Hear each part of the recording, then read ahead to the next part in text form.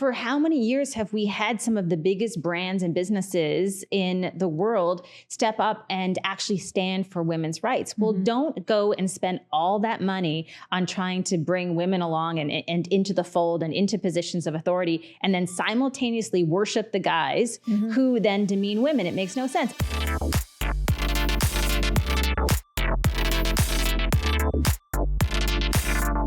Hi, everyone. We are at AmberMac Media Studios today. This is why we have this beautiful setup. We're here with AmberMac herself. Thank you so much for being on She's Interesting. Thank you so much for having me. It's been a long time coming. We've been chatting for a while, so excited we could make this work. Me too. For those who are new to Amber, our listeners maybe in Europe, in the Middle East, in the US, AmberMac is a media badass in Canada. She has built a 7-figure business with her media company. She also works with her husband. He's a partner. He's on the other side of the camera helping us out today. So I wanted to chat with Amber. I wanted to bring her on because there's so much happening in the media world, and you've had such a great career building your media company. So for those who don't know, I actually met Amber, I want to say early 2010s.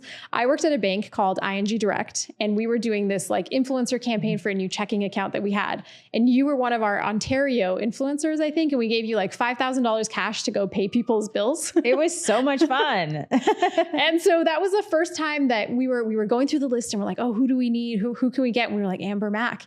And so that's kind of like my earliest memory of you in the media space. And I really admire what you've done because first of all, you're a woman in the tech space and reporting on what's happening in tech. And the reason why I say you're a badass is because you've really carved your own space.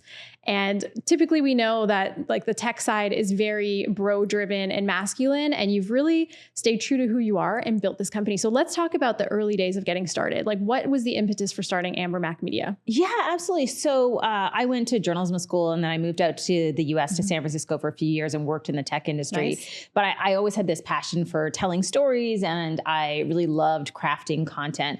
So when I came back to Canada after 4 years in the US, I worked as a news reporter as well as a television host on G4 Tech TV, and worked for City TV reporting on technology trends. So soon after that, I recognized that the internet was going to have a massive impact on the way that we were consuming content.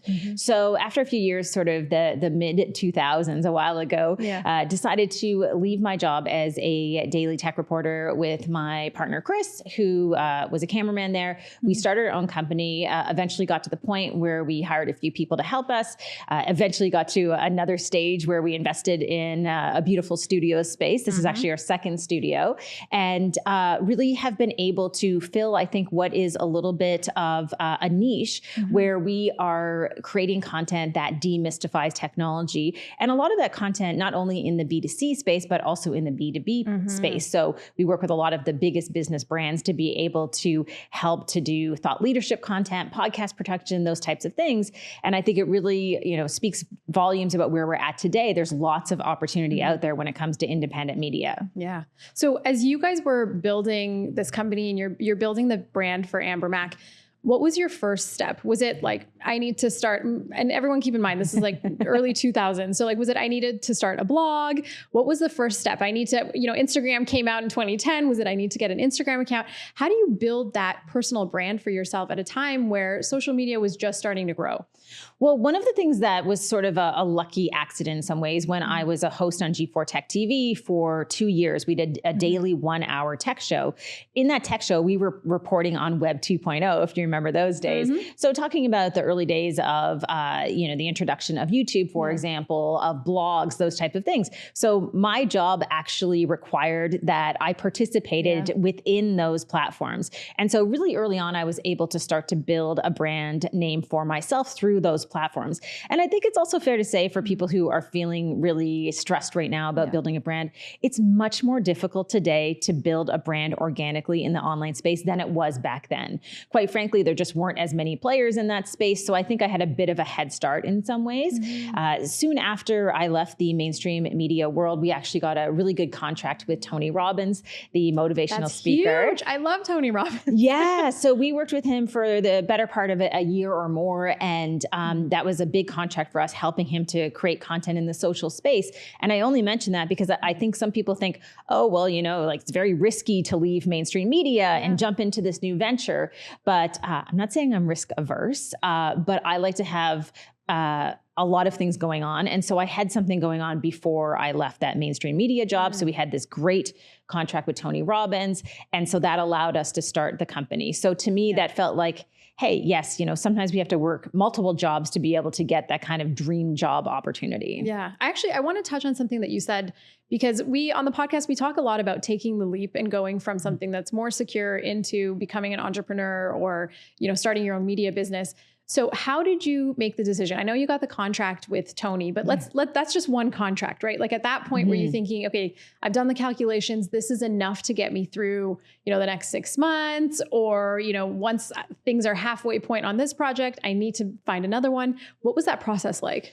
Well, I think the process was a lot of grinding. And so I no think surprise. It's fair to say that even early on in my career, I was definitely one of those people who was working all the time, who was staying up really late to read about the technology industry. Yeah. And I think added on top of the fact that, of course, it's sort of a difficult space to build your own media company, but also being a woman in the media space, especially around this subject of technology, there was definitely an opportunity to fill a void that existed because there was not a lot of women reporting on technology, but sort of entering through that space and coming through it certainly wasn't without some stress and pain along the way. Yeah. And I think that's sort of changed a little bit over the years, thankfully. But I think some of the things that made it really difficult during that time to start a company and be on air reporting about tech before there were a lot of women is that actually became kind of my superpower in some ways, right? Like the thing that I felt that was always holding me back, and people try to, kind of poke holes in whatever dream it was that I had along the way, that ended up being the thing that sort of carried me through then into the professional speaking world, because there still are not a lot of women talking about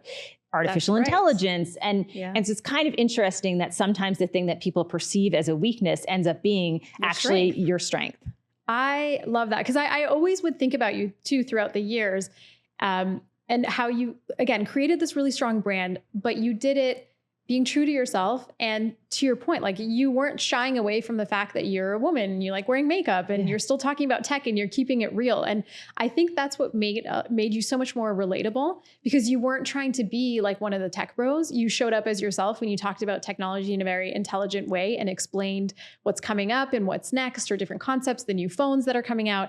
And so I love that you maintain that. I think that's good advice for anybody right now who maybe they may be in engineering or, something in STEM, and they feel like they don't necessarily fit in, but you just you built your own media company, you built your own table, and then you took a seat at the head of the table, which I love. Yeah. I mean, I think it's fair to say, as you mentioned, it's really difficult when we are in these male dominated industries to be kind of the only one. Right. And I think early on in my career, I saw that sort of everywhere that I went, and it never really stopped me. I think in most regards, I think it actually motivated me a little bit more. And then secondly, I think also I felt like there was no blueprint. Like it's really nice when you have a blueprint of what your life should be like, but when no one's sort of taken that same path, it's kind of fun to create your own path. And then I would say, secondly, I think one of the things that I've certainly struggled with over the years is the fact that everybody wanted me to be in this little box. Like when I started on TV, it was like, she's the gadget girl. And I wanted more than anything to like not be the gadget girl. I wanted to be able to talk about business. I wanted to be able to talk about politics. I've worked really hard. And I think that speaks volumes about what is really needed in this world today when you're running your own business, which is range, right? We're always told like, do one thing and do it really well. That doesn't fly. Like as a business owner, you need multiple streams of revenue. You need to be able to understand that, hey, like if there's parts of your business that maybe aren't always going to be healthy and thriving, there's other opportunities to lean back into different parts of your business. I've always believed in doing many of those different things. So I think it's fair to say that, and I speak as a woman to this, people want to put women into a neat little box. They do. Like she's either a mom or she's a businesswoman or she's this or she's that. And you know what? I mean, I want to do a shout out to your podcast. Like, thank you. Women are really interesting, right? And they're multifaceted. And so I think when you sort of understand that you don't have to be in that little box, there's so much more room for growth. Yeah, I totally agree. I think for so long, it made sense and it was easy for people to say, well, she does this or this person does that. But I'm seeing this trend now of what we call these multi-passionates, of people who do multiple things. They are, like 3-time, 4-time entrepreneurs. They are into real estate, but they're also into media and they're also into all sorts of other things. And I feel like we're at a stage now where, especially for women, you can be whatever you say you want to be. You just have to grind it out and hustle and do the thing. And so my question for you is, because you've built this media company, and I love talking about money on this podcast. You built it to 7 figures, which is fantastic. And I love to hear that. And I admire you for that, because media is hard. It's a tough industry to be in. So how do you determine for your business, and you mentioned this earlier, sometimes there's waves. So what are the different income streams that you have for your company, and how do you determine which lever to pull? It's a really good question. I think a lot of people come into the entrepreneurial world kind of on 2 paths, right? Like one path is, hey, I want to do this. I have lots of money to kind of throw away because maybe my family's invested in me. I have lots of opportunity. And then my path to get here was, oh my God, I owe like $40,000 in student loans. I need to do everything I can to pay off those loans to be able to really thrive, to help to support my family. So I come to it sort of with a different perspective of like, this has to work. Yeah. Right? Like there's no other option. Yeah. There's no fallback plan. Yeah. Like nobody's giving me money to buy a house. Nobody's doing that along the way. Like that was just my reality. Mm-hmm. And so I think through that, what I've been able to do is to say, okay, let's not depend on just the media business in terms of creating content. I'm also going to continue to work as a professional speaker. Mm-hmm. So for 16 plus years, I've worked as a keynote speaker and worked my way up in terms of speaking fees. So that's one sort of stream of revenue.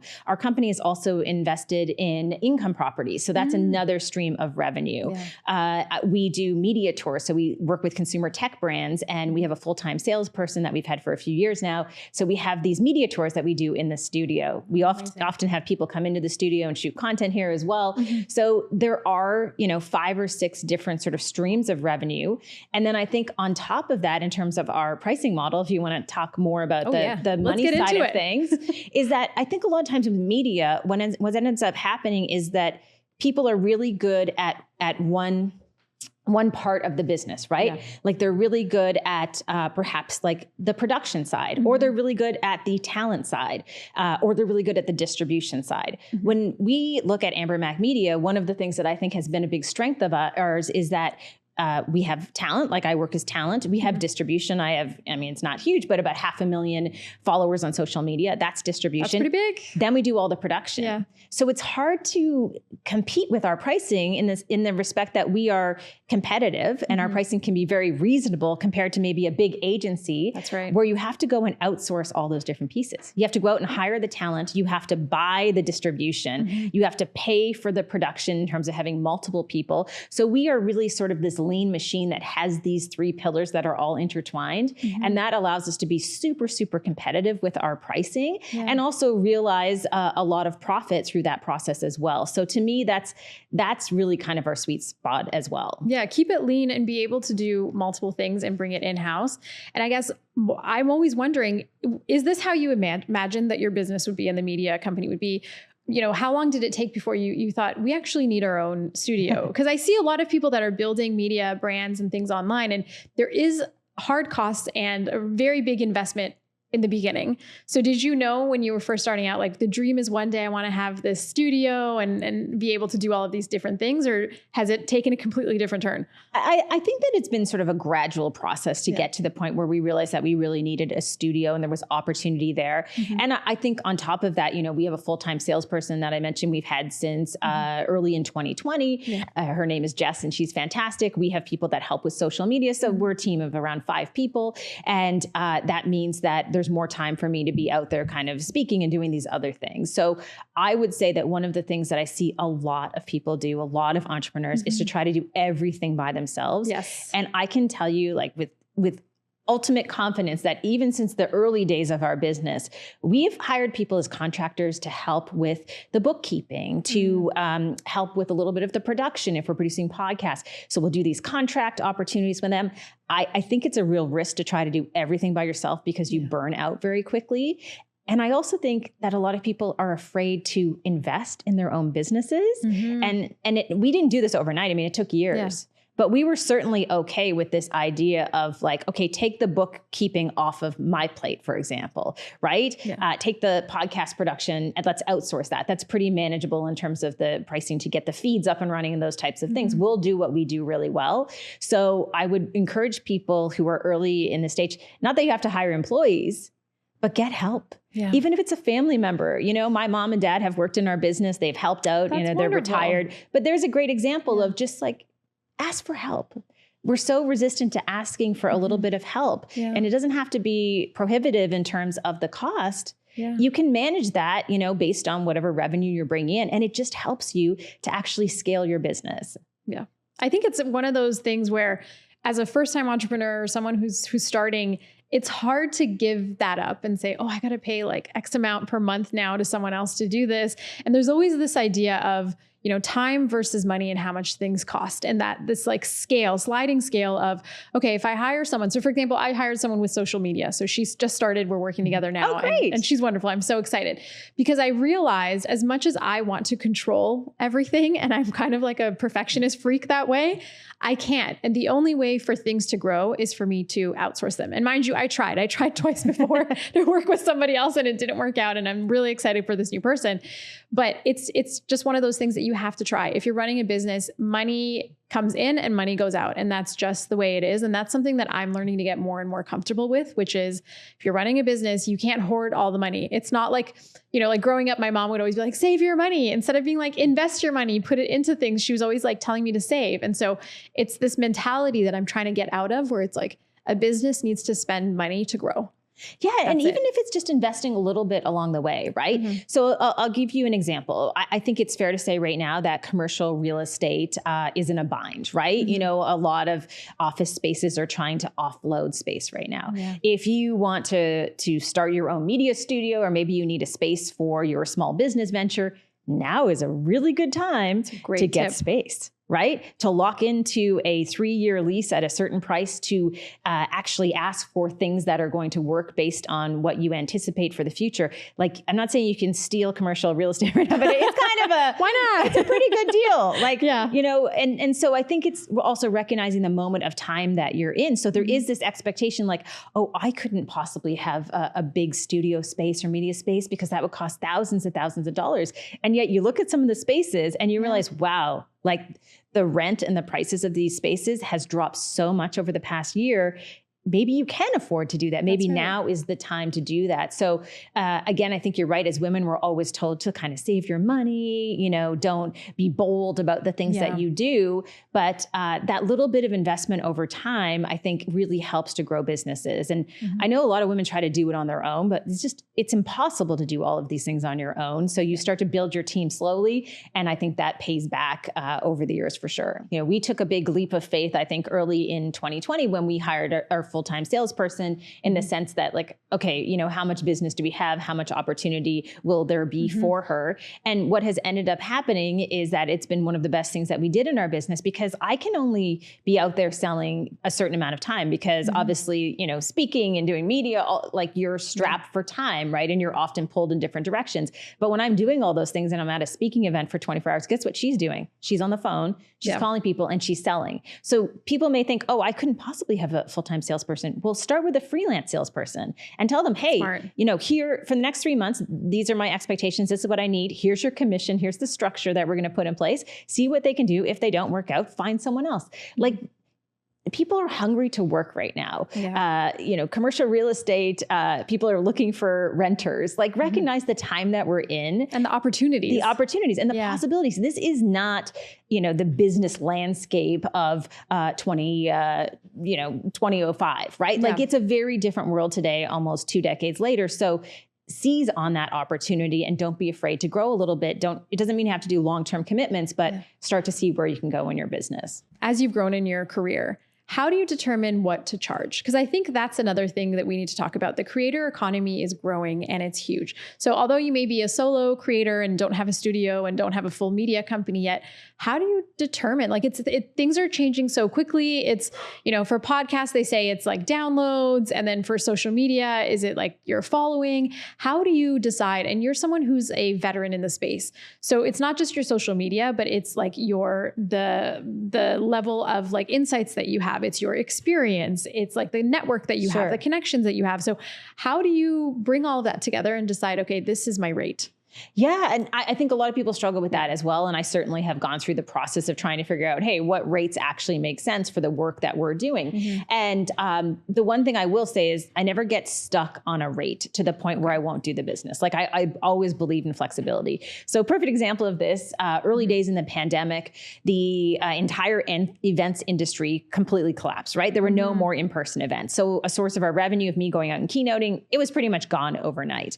So in the spring of 2020, we got an email from Forbes magazine who said, we want you to do a virtual keynote for us. We only have $1,500, which is like 10% of my average speaking fee. Mm-hmm. And I was like, yes, we'll do it. $1,500, I'm in, we'll do it, because we needed to gain the experience in the virtual keynote space to be able to then go and offer that as a service, right? Mm-hmm. So to me, it's like, sometimes people are really inflexible about their fees, but there's a bit of ego there too. Yeah, there's a bit of ego based on where you're at. Sometimes you have to adjust those fees. So on Instagram, for example, if we're doing posts, typically I will end up charging about 10% of my total follower number on Instagram for an in-feed post, for example. That number has always been sort of a sweet spot that we've been able to work with in terms of the brands and the clients that we have. But hey, if they want to add more services to that package, we'll start to give them discounts based on what they want beyond just that Instagram post, for example. And that's because we also have the AmberMac newsletter, which has about 10,000 subscribers. I do a radio show on SiriusXM, which we own in its entirety. We can do ads on that. That's amazing. Posts, speaking events, those types of things. So generally speaking, I think the one thing that we're able to do, which has always been really successful for us, is to be able to have a package of things that people can pick from. Yeah. And so based on that pricing, we can give discounts if they want more things. I mean, it's a pretty, it's like a pretty standard thing. It's like a menu. And based on what we get, we can kind of adjust from there. And then every year try to like increase those prices just a little bit, just to account for things like inflation, for example. Yeah. And so figuring it out, but don't have an ego so big that, hey, if someone comes to you and it's a really interesting opportunity that helps you build your portfolio, don't turn it down, right? If that investment, like that Forbes keynote that we did for $1,500, we were then able to take that and send it to people and say, hey, look at our studio. This was just published on Forbes.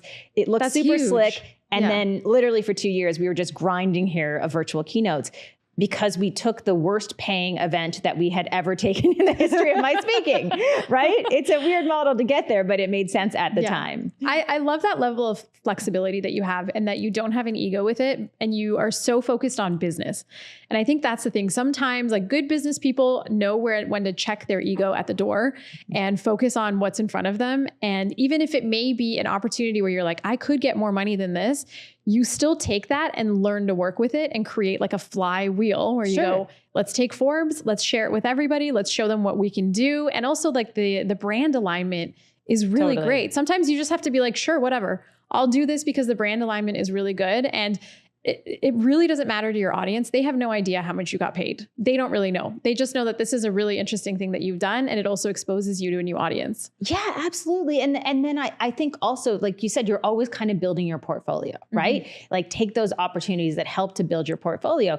And honestly, there are so many times that we'll say to a potential client, you know what? I know you don't have our full fee for whatever it is. We'll do this for a reduced fee, but we set expectations. Next time it's the full fee, right? Don't be scared to do that. Like I know I would have never thought of that. That's really a good point. Yeah. I can't tell you how many entrepreneurs that I know who will have a rate card. Like, these are my rates. And people say no, they're like, okay, sorry, I'm not going to do that. But like, why be that inflexible? And trust me, when you say to people, you know what, I'll do it for a deep discount this time, but next time it's going to be this. Guess what happens if you do a good job? They come back and they pay full price. That's right. So don't be scared to be flexible with your pricing, because it can help to sort of build those relationships and build that trust so that you eventually get to what you want. I mean, really, this is not a model of anything but real determination and patience. Like, I am so convinced that they're going to come back for more business that I am willing to do this for less. I really want to just pause here for a second, and because my brain is going in so many different directions right now.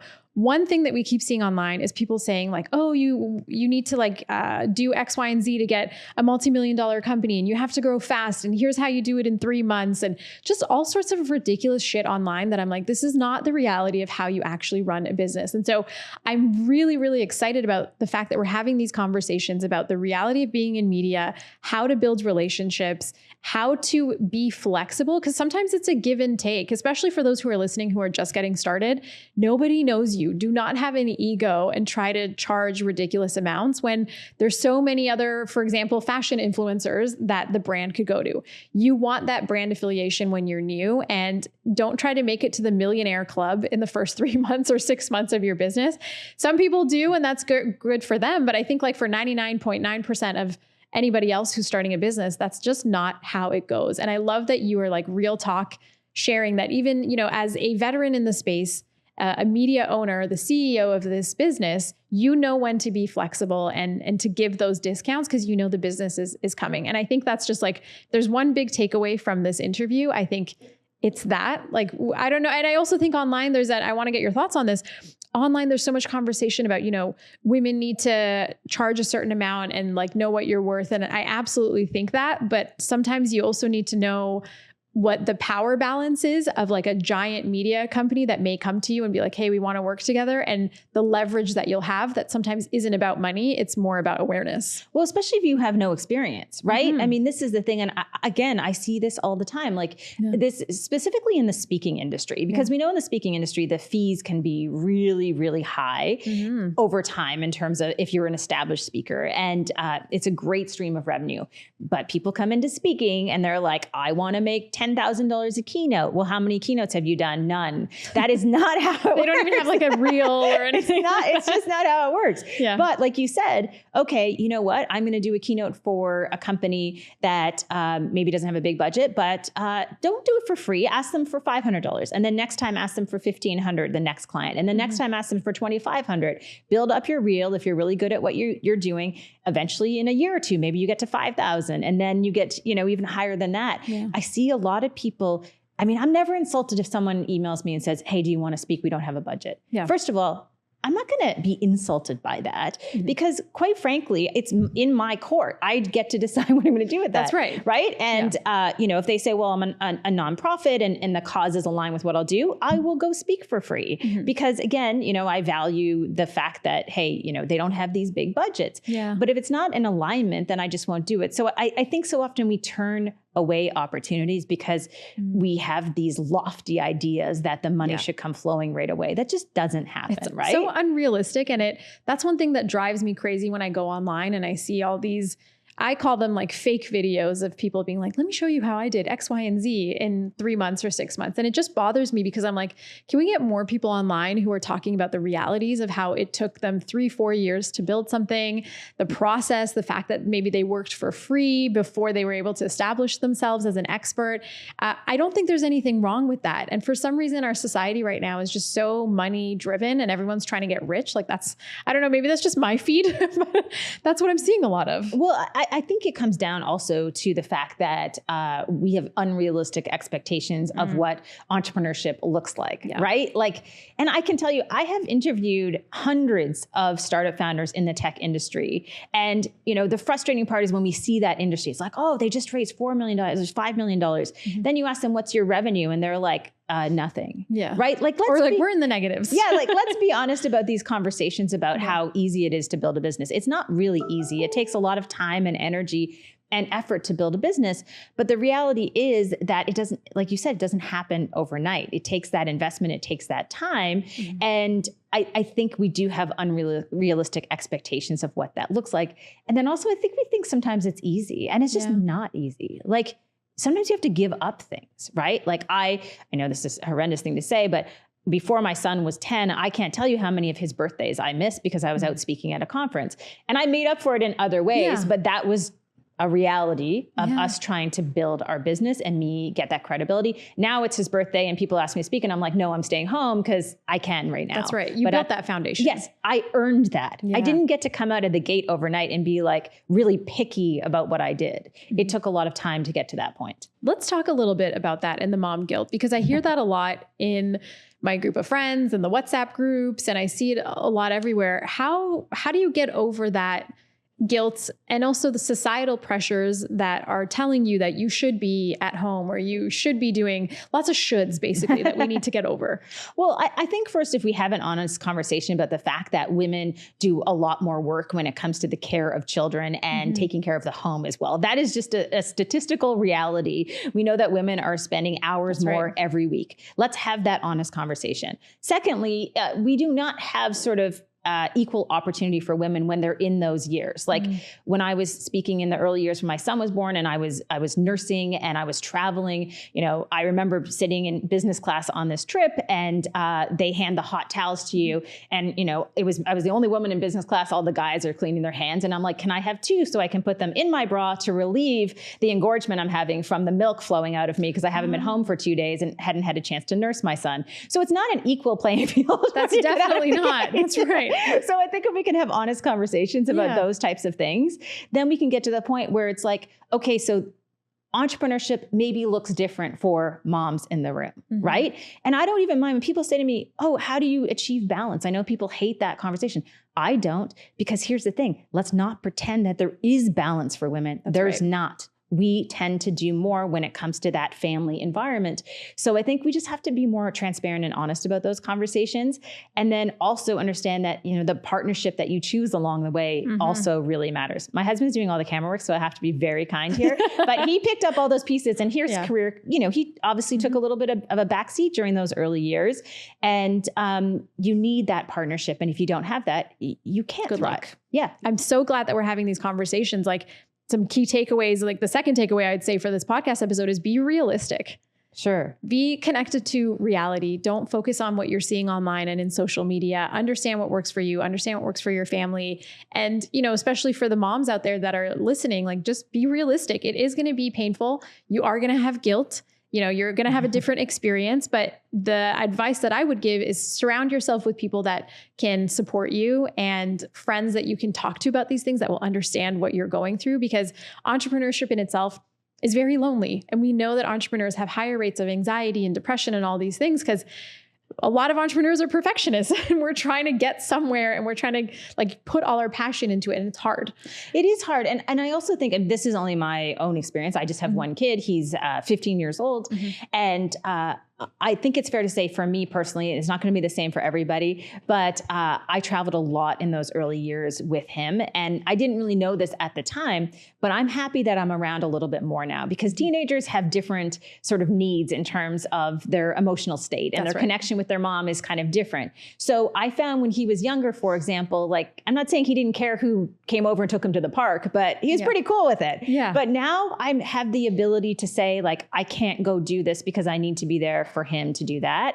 But that didn't happen overnight. It took a long point to get there. But I think there is this tendency, a lot of that guilt when you're younger, oh, I'm away. They're going to remember all of this. My son is not bitter because, I missed his 4th birthday because he knows I was there those other times. And I feel he needs me more now. So to me, it feels like it's a bit of a trade-off in some ways. And just to be totally frank, I feel like the way that I had done it, where I put in all that effort up front and got to the point where now I can kind of say no if there's things that maybe just don't fit in with my family needs, I'm able to do that now. Yeah. You in the media space and in the tech media space have probably come across quite a few of these Elons, right? What has your experience been like working in this industry? Have you encountered any situations where you really had to sort of set boundaries with people And then to close that off, let's talk a little bit about your thoughts on Elon. Well, I would say that one of the things that I hear a lot as a woman in the tech space when I talk about Elon Musk is like, I know he's done all these things and he's, talked poorly about women. He objectifies women.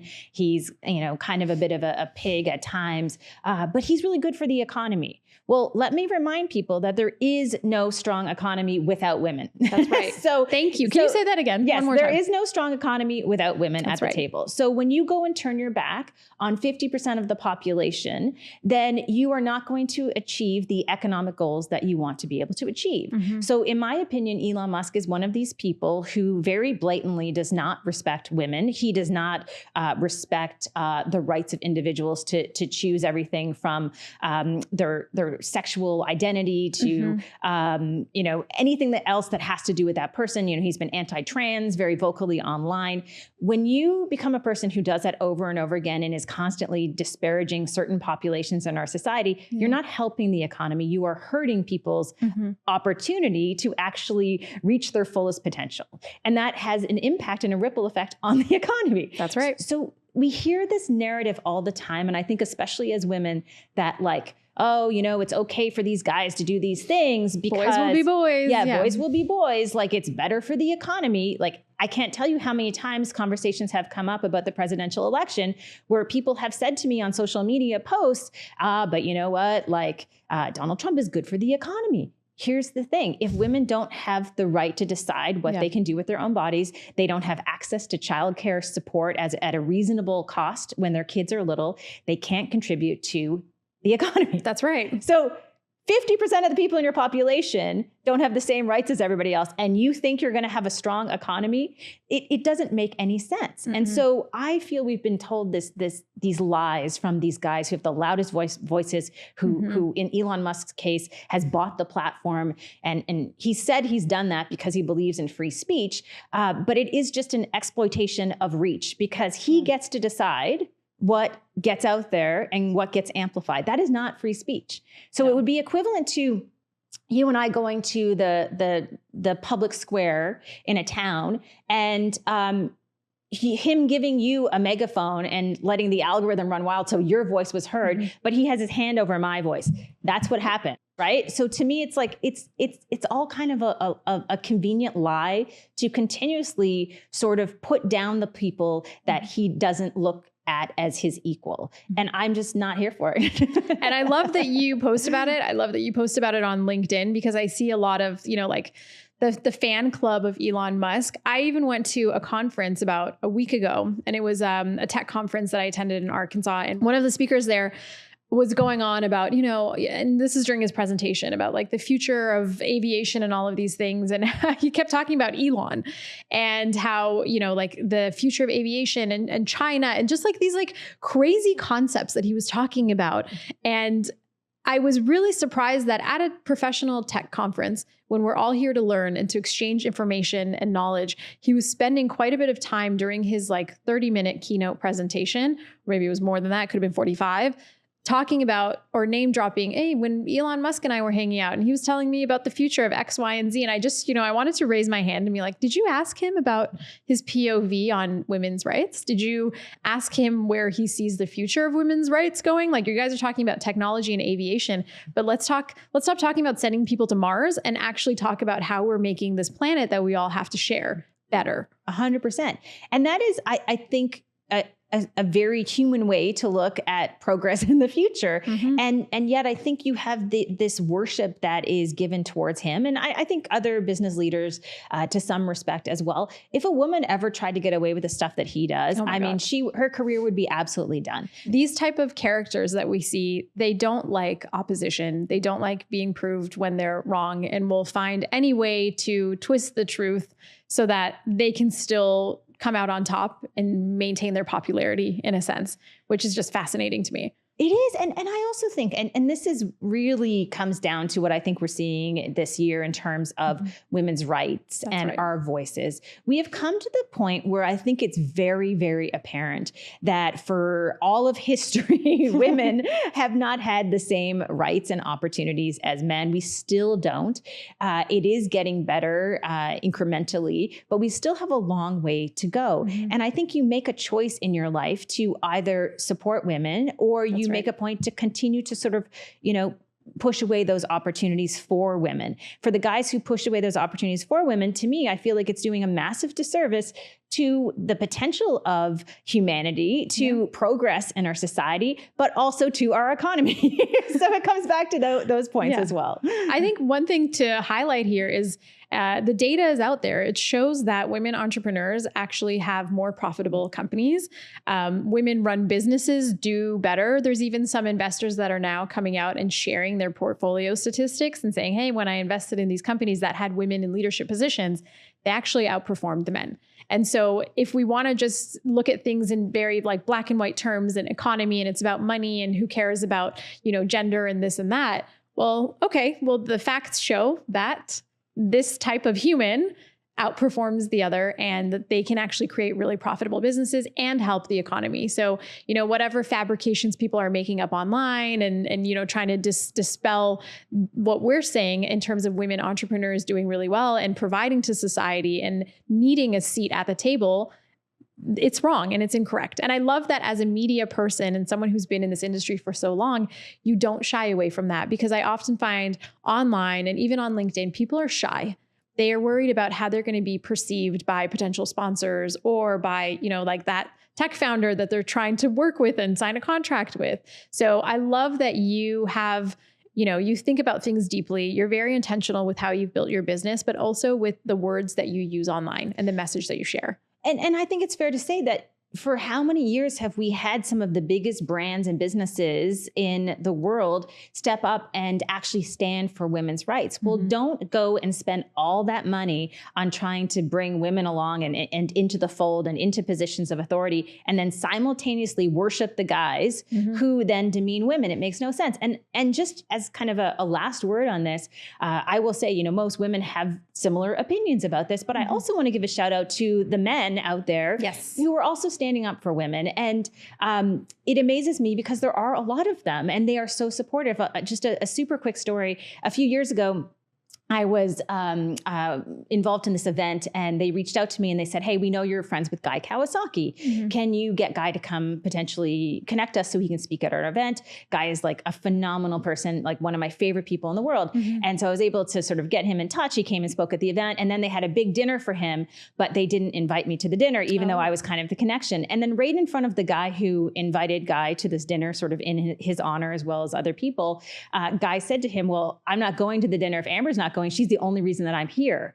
And he spoke up for me in front of other people and defended me. And there are guys out there. So to me, it's not a question of sort of men versus women, but certainly there are men out there who do support women. And thank you to all of them, because we need that as well. There's only so much that we can accomplish when we have these conversations with other women, right? We need allies and support and people who will shine the spotlight and say, oh, hey, like this, you should talk to Amber or you should invite Amber. And I think that that's fantastic. And we need to see more of that. Absolutely. And we can't be at the point where we excuse this bad behavior, because there is a ripple effect to this, right? I think it's fair to say that we're seeing this in society already when we continuously dismiss bad behavior and people being so crass and cruel. I mean, cruelty really is a great word to use here, because oftentimes Elon Musk is cruel. Then all of a sudden we have made a decision to live in a different society with different rules that are not friendly to people and don't allow for equal opportunity. So to me, it just feels like there's a point we've reached in society where, again, I don't speak up because I want to change the minds of people who agree with Elon. I speak up so people who don't agree with him will also speak up alongside me. And there's a big distinction between those two things. That was really deep. I like that. It's a different thing though, right? Like I can't change the mind of the Elon army, but I can say to people, you can still have a successful career, be sort of deeply embedded in your values and succeed. And it's not going to hurt you. Why do we believe when women speak their mind, like their career should be over? It doesn't have to be like that. I'm having so much fun in this conversation. I honestly feel like Amber and I could keep going for like another hour. But I'm going to wrap things up here and ask you what's next for you? You've done so much in your career. You've built this studio, you've reached 7 figures, you've done so many speaking engagements.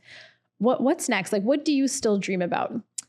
Well, it's a really good question. And I will say that I want to continue to do all of the things I've been doing in terms of the speaking events and building out the studio and having conversations that are open and honest. And quite frankly, I think I'm also just kind of also finding my voice along the way. And that's a very powerful thing to be in that position. You know, I don't think I got to the point where I'm at right now, where I'm so open about my feelings and opinions about things. It didn't happen overnight, but I've kind of earned the point where I can speak up and say things. So I think the goal for me as time goes on is to continue to be out there, speaking in my mind, basically working with businesses and brands that I believe in, and just being out there kind of in the arena. And so more of the same as far as the growth of the company. But I think, you know, there's still a long runway in terms of the opportunities that exist in the future. So we'll kind of keep plowing down this path and see where things take us. That's amazing. And actually one other question I thought of right now.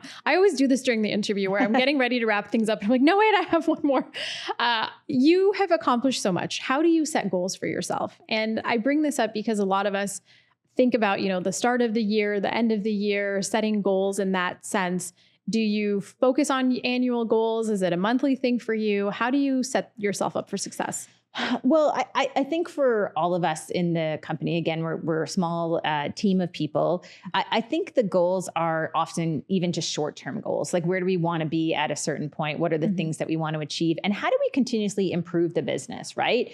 And so I don't ever want to sort of stay idle, if that makes sense, right? Like right now, one of the things Chris and I are working on, Chris, again, is my partner behind the scenes, who's doing everything, is how do we take this studio space and sort of amp up the production in terms of the set and other opportunities? How do we do more in this space? How do we, you know, just continuously improve in terms of what we're doing? That has been something that not only have I spoken about as a speaker, but we live and breathe. So a topic of my keynotes has always been this idea of sort of relentless adaptation and relentless transformation. And we really live and breathe that. Like, let's push the boundaries of what's possible in our own business. So the goals to me are almost like weekly. Like, how can we sort of keep pushing? I never want to get too comfortable. And that means we always got to be able to do different things and provide different things. So that's an ongoing journey that I think honestly never really ends as an entrepreneur. There's no finish line necessarily, I guess, maybe death. Enjoy the journey. Well, thank you so much for being on She's Interesting. It was such a pleasure to have you on. For everybody who is watching us on YouTube, on Spotify, or listening on Apple Podcasts, be sure to subscribe, rate the podcast, leave us some comments, and then let me know who else you want to see on She's Interesting. Thank you, Amber.